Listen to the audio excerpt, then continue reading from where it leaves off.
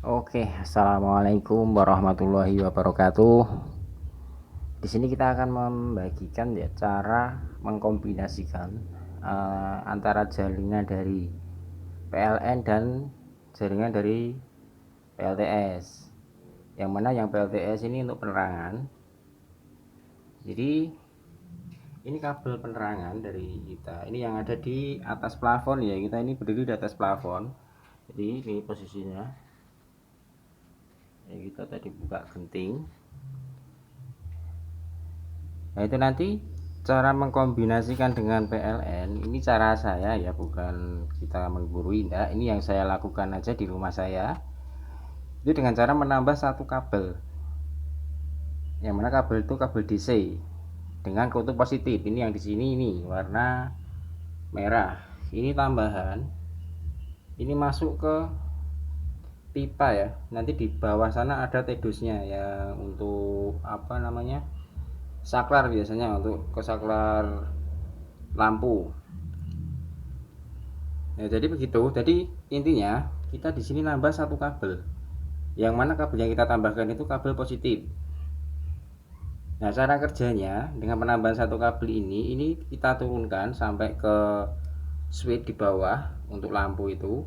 Nanti di switch satunya itu keluar ini kabelnya. Kabelnya yang ini. Jadi awalnya kabel ini yang putih ini untuk lampu AC ya. Tapi di sini minus kita putus. Nah, minusnya ini kan ke lampu, ini ke lampu. Jadi ini sana turun, nah itu ke lampu itu PT-nya itu. Jadi minusnya kita putus, kita kasih negatif dari 12 volt. Dan ini semua ini terus saja dia gandeng ke semua tedus-tedus yang ada ya. Jadi intinya minus dari PLN kita putus, kita sambung dengan negatif dari PLTS yang mana ini 12 volt. Terus kita menambah satu kabel ini yang positifnya, kita turunkan ke bawah. Lalu di bawah switch kan ada dua kabel, yang satunya itu naik, lah naiknya ini baru lari ke lampu. Jadi secara otomatis kita masih pakai jaringan dari PLN nya, cuman kita putus tegangan AC nya, lalu kita masukkan ini kabel DC 12 volt untuk pengganti tegangan yang kita pakai. Makanya lampu harus kita ganti dengan yang tegangan ber-12 volt. Saya kira ini yang saya lakukan di tempat saya. Jadi mungkin kalau di tempat lain, mungkin di rekan-rekan ada yang bertanya. Kemarin ada pertanyaan, bang itu yang paling belakang lampunya redup atau enggak? Di sini kebetulan aman, lampu normal semua. Jadi kalau nyala ya biasa normal. Dengan catatan ini kabel ini tebalnya di sini yang kita pakai 1,5 mili ya. Jadi misalkan kabel yang 1,5 dan serabut, jangan engkel ya. Ya kebetulan yang dari PLN sendiri kan ini pakainya engkel ini ya. Engkel itu yang kawat gitu ya, model kawat. Tapi nggak masalah, bisa. Yang penting kemarin pernah ngalamin kasus untuk kabel engkel seperti ini, hindari sambungan.